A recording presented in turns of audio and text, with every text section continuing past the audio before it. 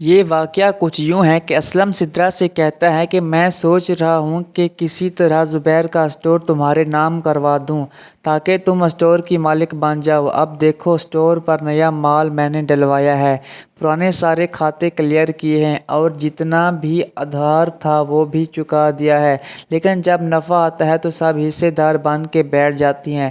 مجھے سب سے زیادہ ڈر تمہاری بہن شاہانہ اور اس کے شوہر سے ہے۔ کل کو زبیر کو کچھ ہو گیا تو کوئی بھی آ کر اسٹور کا دعوے دار بن جائے گا۔ میں تو بس تمہارا بھلا چاہتا ہوں اور تمہارا مستقبل محفوظ کرنا چاہتا ہوں۔ اگر تم میرا ساتھ دو تو یہ اسٹور آرام سے تمہارے نام منتقل ہو سکتا ہے۔ سدرا یہ سن کر خواب سجانے لگتی ہے کہ اسے تو کبھی خیال بھی نہیں آیا تھا کہ وہ اسٹور کی مالک بن سکتی ہے۔ وہ اسلم سے کہتی ہے کہ تم مجھ پر مکمل اعتماد رکھو، گھر والوں کو دھوکہ دینے کے لیے تو جو کہو گے میں کرنے کو تیار ہوں۔ اسلم دل ہی دل میں سوچتا ہے کہ اس بے وقوف لڑکی کو مزید بے وقوف بنانا کوئی مشکل کام نہیں۔ ایک بار اسٹور میرے نام ہو جائے تو میں اس سے جان چھڑوا لوں گا۔ اس کی شکل بھی دیکھنے کو دل نہیں کرتا، اگر تھوڑی بہت قابل برداشت ہوتی تو شاید شادی کا سوچ بھی لیتا۔ سدرا کو یہ معلوم نہیں کہ اسلم اسے بے وقوف بنا رہا ہے، کیونکہ دکان کی منتقلی کے کاغذات وہ اپنے نام بنوانا چاہتا ہے، لیکن سدرا کو یہی دھوکہ دے گا کہ جیسے ہی زبیر ان کاغذات پر سائن کرے گا دکان تمہارے نام ہو جائے گی۔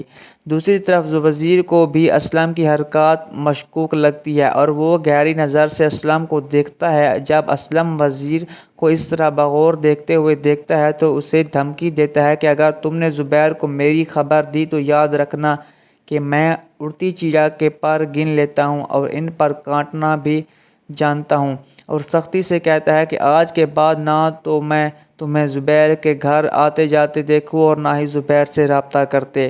لیکن وزیر جو زبیر کے ساتھ مخلص ہے ان دھمکیوں سے ڈرنے والا نہیں، وہ چھپ کر زبیر سے ملتا ہے اور اسے تمام صورتحال سے آگاہ کرتا ہے۔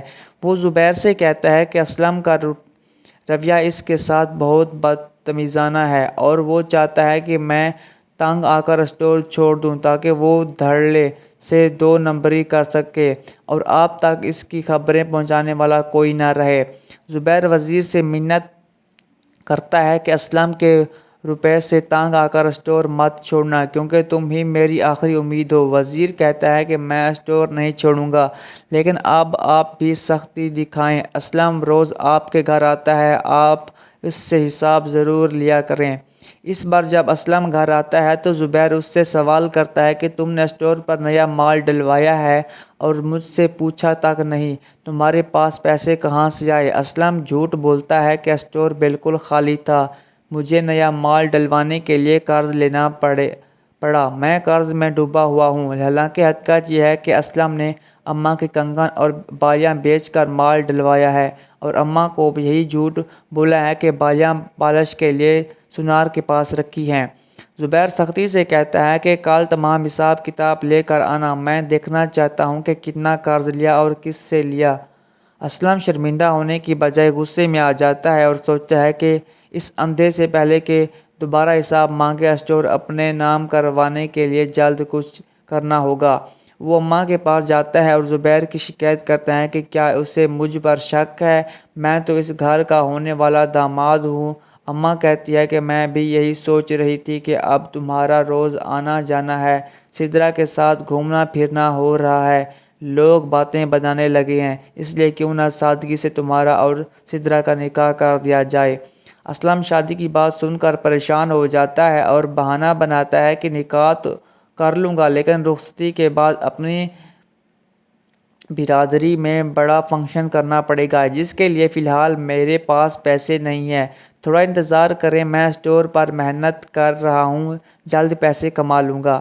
دوسری طرف ستارہ کی چچی پوچھتی ہے کہ تم اتنے عرصے کہاں تھی؟ ستارہ کہتی ہے کہ بہت مشکل میں گرفتار تھی، کسی دن آرام سے سب بتاؤں گی۔ جب چچی کہتی ہے کہ تمہارے بارے میں خبریں تھیں کہ تم جہانگیر کے ساتھ زبیر کا سارا پیسہ لوٹ کر اسے زہر دے کر بھاگ گئی ہو، ہم بہت پریشان ہو گئے تھے کہ کہیں پولیس ہمیں نہ گرفتار کر لے۔